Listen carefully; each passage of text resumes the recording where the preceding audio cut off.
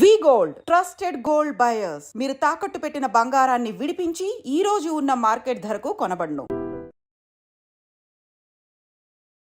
Hi hello నమస్తే, welcome back to iDream media. ఈ రోజు మనతో ఉన్నారు స్టాక్ మార్కెట్ అనలిస్ట్ అయిన సుందరరామరెడ్డి గారు. ముఖ్యంగా ఇండియాలో ఒక ఎస్యూవీ అంటే ఒక కార్ కొన్నప్పుడు మీరు పే చేసే ట్యాక్స్ ఎంత ఉంటుంది అనేది క్లుప్తంగా ఈరోజు ఎపిసోడ్లో తెలుసుకుందాం. Hi sir. ఇండియాలో కార్ ఉండాలనే ఈ కాన్సెప్ట్ కానీ ట్రెండ్ కానీ ఇప్పుడు బాగా మంచి ఫ్లోలో ఉందన్నమాట. సో ఇలాంటి టైంలో ఒక కార్ నేను ఒక ఎస్యూవీ కొంటున్నాను, ఒక 15 లక్షలు 20 లక్షలు పెట్టి అనుకుంటే దాని మీద నేను ఎంత ట్యాక్స్ కట్టాల్సి వస్తుంది? కారు ఇవాళ రేపట్లో అది లగ్జరీ కాదండి, నెసరీ అయిపోయింది. ఎందుకంటే సేఫ్టీగా ఆఫీస్ నుంచి ఇంటికి నుంచి ఆఫీస్కి పోవాలంటే ఒకప్పుడైతే 2 వీలర్స్ అయితే సరిపోయేది. బట్ ఇప్పుడు చాలా ర్యాష్ డ్రైవింగ్ అంతా చూస్తూనే ఉన్నాం, బయట రోడ్ యాక్సిడెంట్ ఎలా అవుతున్నాయో. అందుకని కారు కొనటం ఈ టైంలో లగ్జరీయా 2024లో కూడా అంటే it not be luxury, it is necessary. Safety కోసం ఒక ఫ్యామిలీ స్మూత్గా వెళ్ళాలన్నా, ఏదైనా బయట టూర్లకు వెళ్ళాలన్నా ఇట్స్ నెసరీ అనమాట ఇప్పుడు.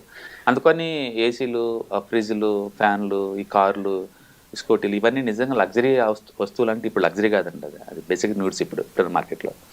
అండ్ మీరు ఏది కొన్నా సరే ట్యాక్సెస్ మ్యాండేటరీ, వాటిని గుర్తుపెట్టుకోండి. ఫర్ ఎగ్జాంపుల్ ఈ ఎగ్జాంపుల్లో మనం చూసుకున్నట్టు ఒక డీజిల్ మీరు ఎస్విజెట్ కొన్నారనుకోండి, ఎక్స్యూవీ, అది మీరు ఆల్మోస్ట్ 14 lakh అవుతుంది. అది వాటికి ట్యాక్స్లు మనం చూసామనుకోండి, ఎస్జిఎస్టీ కానీ సిజిఎస్టీ కానీ అంటే చెస్ కానీ మొత్తం కలుపుకుంటే దగ్గర 7 లక్షలు అవుద్ది. 14 లక్షల కారు, అందులో సగం మళ్ళీ ఎక్స్ట్రా ట్యాక్స్ కట్టాలి నేను. ఇండియాలో మీరు ఏది కొన్నా 50% ట్యాక్స్ లాగా అవుతుంది. అదే మీరు ఇంపోర్ట్ చేసుకున్నారనుకోండి 100% అవుతుంది. ఇంపోర్ట్ కార్ మీద అనుకోండి 100% ట్యాక్స్ కట్టాల్సిందే. అందుకని మీరు ఎలాంటి కార్లు కొంటున్నా టోటల్ కార్ వాల్యూ ప్లస్ ఈ ట్యాక్సెస్ మొత్తం కలుపుకుంటే నీకు ఆల్మోస్ట్ 21 lakhs వస్తుంది ఇక్కడ. అందుకని మీరు ఏదైనా కొనే ముందు పెద్ద ఐటమ్స్ కొనేటప్పుడు ట్యాక్స్ ఇంప్లికేషన్ ఎంత ఉంటుందో చూసుకొని తీసుకోవటం బెటర్ అనమాట. కార్ అఫోర్డబిలిటీ ఉన్నా కూడా ఎక్స్ట్రా సగం ప్రైస్ మళ్ళీ నేను కార్ మీద మళ్ళీ పెట్టాల్సి వస్తుంది అన్నప్పుడు ఇది ఎంతవరకు ఫైనాన్షియల్గా కానీ ఎమోషనల్గా కానీ ఎంతవరకు వర్క్ అవుతుంది అంటారు? ప్రతిదీ మనం మనీ మ్యాటర్లో చూడలేము. చెప్పాను కదా, ఇప్పుడు నెసరీ అనుకోండి, మనం ఒక 100 కిలోమీటర్ల రోజు జర్నీ చేసి రావాలి అనుకున్నప్పుడు స్కూటీ మీద నువ్వు పోయి రాలేవు. 5 కిలోమీటర్లు అనుకుంటే ఓలా ఓబర్ ఉన్నాయి కాబట్టి నువ్వు వాడుకుంటావు. అందుకని ఓలా ఓబర్ ర్యాపిడో ఉన్న ఈ రోజుల్లో కూడా ఇంకా కారు కొంటున్నారు అంటే బహుశా వాళ్ళకి నెసరీ అయి ఉండొచ్చు. ఓకే, నెసరీ అన్నప్పుడు తప్పదు, ఇంకా ఆ రేట్ ఇలా ఉంటాయి కాబట్టి. ఓకే, అంటే బెస్ట్ థింగ్ ఏంటంటే ఒక 4-5 నెలల క్రితం 4-5 సంవత్సరాల ముందే ప్లాన్ చేసుకున్నారు అనుకోండి, ఏదైనా మ్యూచువల్ ఫండ్ అలాంటి వాటిలో ఒక 5 lakh పడేసాం అనుకోండి, అవి గ్రో అయిన తర్వాత వాటిని ఎస్డబ్ల్యూపీగా పెట్టేసేసి ఇలాంటి వాటిని ఈఎంఐలా పెట్టుకుని కొనుక్కోవచ్చు అనమాట, తప్పేం లేదు. ట్యాక్స్లు అనేది అది కోర్ ప్రొడక్ట్లో కలిపే ఉంటుందండి, దాన్ని విడిగా చూడమాకండి. అంటే మీరు 4 వెళ్ళి హోటల్లో భోజనం చేశారనుకోండి, 4 కాదు అక్కడ ఉంది 5 అనమాట. ఆ కనిపించినోడు గవర్నమెంట్ వాడు భోజనానికి రాలేదు కాబట్టి వాళ్ళ వాటా నువ్వు జిఎస్టీ రూపంలో కట్టాలి. అంటే దీని గురించి ఆల్రెడీ సోషల్ మీడియాలో కానీ కొన్ని కాన్ఫరెన్స్ లో ఒక మాట వస్తుంది, స్లీపింగ్ పార్ట్నర్. గవర్నమెంట్ మనతో పాటు ట్రావెల్ చేస్తున్న ఒక మనిషి. అవును, అది గవర్నమెంట్ స్లీపింగ్ పార్ట్నర్ యావరేజ్ మీద ప్రతి వ్యక్తి జీవితంలో ఒక 40 to 50% దాకా ఉంటాయి, అన్ని కలుపుకుంటే, అన్ని ట్యాక్స్లు కలుపుకుంటే. ఫర్ ఎగ్జాంపుల్ ఇప్పుడు కంపెనీ పాయింట్ ఆఫ్ మనం చూసాం అనుకోండి, రిలయన్స్ ఉందనుకోండి, సంవత్సరానికి ఆల్మోస్ట్ ఒక 70,000 కోట్లు సంపాదిస్తుంది. అందులో కార్పొరేట్ ట్యాక్స్ గవర్నమెంట్కి వాళ్ళు 23% కట్టాలి. అవి కట్టంగా డబ్బు మిగిలిపోయింది అనుకోండి, వాటిని డివిడెండ్ రూపంలో పంచుతారు షేర్ హోల్డర్స్ అందరికి. డివిడెండ్ డిస్ట్రిబ్యూషన్ ట్యాక్స్ మళ్ళీ అది కట్టాల్సిందే, అది 22% దాకా ఉంటుంది. వాటిని కడతారు. కట్టిన తర్వాత వచ్చే డబ్బులతో నువ్వు లైఫ్ ని ఎంజాయ్ చేద్దాం అనుకున్నావు అనుకోండి, మళ్ళీ 18% జిఎస్టీ కట్టాలా. అంటే అక్కడ కంపెనీ వాళ్ళకి కార్పొరేట్ ట్యాక్స్ కడుతున్నారు, డివిడెండ్ వచ్చినందుకు నువ్వు ఇన్కమ్ డివిడెండ్ డిస్ట్రిబ్యూషన్ ట్యాక్స్ కడుతున్నావు, ప్లస్ ఆ వచ్చిన డబ్బులు నువ్వు ఏదైనా ఎంజాయ్ చేద్దాం అనుకుంటే మళ్ళీ జిఎస్టీ కట్టాల్సిందే. అందుకని డిఫరెంట్ స్టేజ్ల్లో ట్యాక్స్లు అనేది మామూలు విషయం అనమాట. నువ్వు వద్దనుకుంటే ఫైనాన్స్ కూర్చుండి అంతే. అందుకని ట్యాక్స్లు అనేది కోర్ కాన్సెప్ట్. ఈవెన్ హౌస్ కూడా ఒక 1 crore హౌస్ అనుకున్నాం అనుకోండి, పేరుకి అది 1 crore అండి, దాన్ని మెయింటెనెన్స్ అండ్ పార్కింగ్ ఫీజులు అసలు అమ్యూనిటీస్ అని చెప్పేసి వాడు 10 రకాల అమ్యూనిటీస్ మొత్తం కలిపి ఒక ప్యాక్ లాగా 10 లక్షలు వేస్తాను మీద. ప్లస్ గవర్నమెంట్కి రిజిస్ట్రేషన్కి వెళ్తాం కాబట్టి అక్కడ ఒక 10 లక్షలు ఉంటుంది, 20 లక్షలు.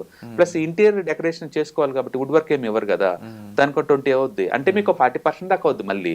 అంటే ఒక 1 కోటి రూపాయలు ఇల్లు అని చెప్పాడంటే అవతల వాళ్ళు, నీకు ఇంకో 40+ అవుద్ది నీకు గ్యారెంటెడ్గా. అలా చూసుకొని మీరు వెళ్ళాలి తప్ప నాకు ట్యాక్స్లు వద్దు అంటే కుదరదు అక్కడ. అవి దాంట్లో పార్ట్ అనమాట అవన్నీ. సో ప్రొడక్ట్ మీద ట్యాక్సేషన్ అనేది మనం తగ్గించలేని పరిస్థితి. అవి తగ్గించలేవు. నువ్వు వద్దనుకుంటే రెంట్ కొనండి అంతే. ఓలా ఓబర్ తీసుకో, కార్ వద్దా ఓలా ఓబర్లో తీసుకొని జర్నీ చేసుకోండి, ఇల్లు వద్దా రెంట్ తీసుకొని స్టే చేయండి, ఇంకా ఆప్షన్ లేదు ఇందులో. వాడికైతే ఈ ట్యాక్స్ కట్టే పని లేదు. అఫోర్డబిలిటీ పెంచుకోవడం ఎలా అంటే అంతే. నేను చెప్పాను కదా, మీరు ముందే ఒక 4-5 ఇయర్స్ ముందే ప్లాన్ చేసుకున్నాను అనుకో, కారు కొందామన్నా, ఒక ఇల్లు కొందామన్నా ఒక 10-15 ఇయర్స్ ముందే ప్లాన్ చేసుకోవడం ద్వారా మనం ఒక ఆర్గనైజ్ చేసుకోవచ్చు. నువ్వు అలా ఆర్గనైజ్ చేసుకున్నా సరే ఇన్కమ్ పెంచుకోవచ్చేమో కానీ ఈ ట్యాక్స్ తప్పించుకోలేవు కదా. ట్యాక్స్ అనేది కట్టాల్సింది. అందుకని ప్లాన్డ్గా ఉండాలి ప్రతి. అందుకనే లైఫ్లో ప్రతి స్టేజ్లో ప్రతి ఈవెంట్కి నువ్వు ముందే ప్లాన్ చేసుకోవాలా. 25 to 30 ఏజ్లో మ్యారేజ్ చేసుకుంటాం, సడన్గా వచ్చిందేం కాదు మ్యారేజ్. మ్యారేజ్ అయిన తర్వాత గోల్డ్ ఒక 5 lakh, మ్యారేజ్కి ఎక్స్పెండిచర్ 10 lakh, 15 lakh దాకా ఈజీగా అయిపోద్ది ఇవాళ రేపట్లో. నేను ప్లాన్ చేసుకోలేదంటే వర్కౌట్ అవ్వదు కదా, ప్లాన్ చేసుకోవాలి. తర్వాత ఒక 4-5 years కిడ్స్ వస్తారు, కిడ్స్కి ప్లాన్ చేసుకోవాలి. వాళ్ళ ఎడ్యుకేషన్కి, హైయర్ ఎడ్యుకేషన్కి ప్లాన్ చేసుకోవాలి. ఒక ఇల్లు కొనడానికి ప్లాన్ చేసుకోవాలి. ఒక రిటైర్మెంట్కి ప్లాన్ చేసుకోవాలి. ప్రతిదీ ఫైనాన్షియల్ ప్లానింగ్ అయ్యి. అంటే మీరు ఏది కొన్నా సరే ఇట్స్ ప్లానింగ్ అనమాట. ఎవ్రీ మంత్ కూడా మీ డబ్బుల్ని బడ్జెట్లో లెక్కేసుకోవాలి ముందే, స్పెండ్ చేయకముందే. అందుకని ఒక డిసిప్లైన్ మేనర్లో ఒక బడ్జెటింగ్తో ప్లాన్ చేసుకొని ఇలాంటి వాటి కొనుక్కోవడం ద్వారా ఏంటంటే మనకు అఫోర్డబిలిటీ ఉందా లేదా, తర్వాత ట్రాప్ అవ్వకుండా ఉంటామా లేదా అని మనం చూసుకుంటాం. నీకున్న ఛాయిస్ 2, ఈఎంఐల ద్వారా ట్రాప్లోకి వెళ్ళిపోతారా, ఈఎంఐలతో గొడవ లేకుండా ఉన్న దాంట్లో ప్లాన్ చేసుకుంటే లైఫ్ ముందుకు వెళ్తారు. 2 ఛాయిస్. ఇటు వెళ్తే ఈఎంఐ కట్టుకుంటే ట్రాప్లోకి వెళ్ళిపోతారు, మోర్ వాళ్ళు కట్టుకుంటూ పోవాలి. ఇటు వెళ్తేనేమో ముందే ప్లాన్ చేసుకున్నారు కాబట్టి ప్రతిదీ ఆర్గనైజ్డ్గా ఉంటుంది కాబట్టి బాగుంటుంది అనమాట. అందుకని టూ మచ్గా ఈ గవర్నమెంట్ మీద మనం కంప్లైంట్ చేసే బదులు ఈ ట్యాక్స్లు అవి అని మొత్తం కాంప్రహెన్సివ్గా మనకి ఎంత కట్టాల్సి వచ్చిందని ముందే ప్లాన్ చేసుకొని ఒక 4-5 years ముందే కనుక మీరు ప్లాన్ చేసుకుంటే మనం తక్కువ రేట్. సపోజ్ ఇప్పుడు ఇక్కడ 20 లక్షలు అనుకుంది ఎగ్జాంపుల్ కారు, నాకు నేను 6-7 lakh నేను ప్లాన్ చేసుకుంటా ఒక 5 years బ్యాక్ చేసుకున్నాను అనుకోండి. 5 lakh మ్యూచువల్ ఫండ్లో పెట్టాను. అది కనుక ఇయర్లీ 20% గ్రో అవుతుంది అనుకోండి, కొంచెం అమౌంట్ పెరగగానే అవి 10 lakh అవ్వగానే అందులో ఉంచి నేను ఎస్డబ్ల్యూకి పెట్టుకుంటాను, ఈ లోన్ తీసుకుంటాను కార్ లోన్. టాక్సేషన్ పెరగడం ద్వారా ఫైనాన్షియల్ ఎడ్యుకేట్ అవుతారు జనాలు. ఫైనాన్షియల్ ఎడ్యుకేషన్ అనేది కోర్ పార్ట్ అండి. మీరు ఏ డిసిప్లిన్లో మీరు వెళ్ళండి, మీ డొమైన్ ఇంజనీరింగ్ కావచ్చు, లా కావచ్చు, మెడిసిన్ కావచ్చు, అగ్రికల్చర్ కావచ్చు, మీ డొమైన్ ఏదైనా కావచ్చు, ఎక్కడైనా వర్క్ చేసి ఉండొచ్చు. ఎండ్ ఆఫ్ ది డే మీరు ఎందుకు ఈ వర్క్ చేస్తున్నారు అంటే మనీ కోసం చేస్తున్నారు. ఆ మనీని మీరు ఆర్గనైజ్డ్గా, ప్లాన్డ్గా బడ్జెటింగ్ చేసుకొని ఖర్చు పెట్టకపోతే కష్టం, మీకు ట్రాప్ అయిపోతారు ఈజీగా. అందుకని హౌ టు నీడ్ ప్లానింగ్ అనమాట. ప్రాపర్ ప్లానింగ్ కావాలి, బడ్జెటింగ్ కావాలి, ఈ మనీ ఎక్కడెక్కడ పెడితే ఎలా జనరేట్ చేసేలో కావాలి, అంటే ప్యాసివ్ ఇన్కమ్ మన వర్క్ చేయని ఎలా జనరేట్ అవుతుంది ఐడియా ఉండాలి. అందుకని ఫైనాన్షియల్ లిటరసీ పెంచుకొని, ఇన్కమ్ పెంచుకొని వాటిని జాగ్రత్తగా ప్లాన్ చేసుకోవటం ద్వారా ఎలాంటి వస్తువులను కొనుక్కోవచ్చు పెయిన్ తక్కువతో అంటుంది అది. బట్ కరెంట్ రియాలిటీ ఎలా వర్క్ అవుతుంది అనేది మాకు తెలియజేస్తుంది కూడా. Thank you so much. Right. Yeah hi. ప్రస్తుతం ఉన్న ప్రపంచంలో ఫైనాన్షియల్ లిటరసీ అనేది ఎంత ఇంపార్టెంటో అందరికీ ఇప్పటికే అర్థమై ఉంటుందండి.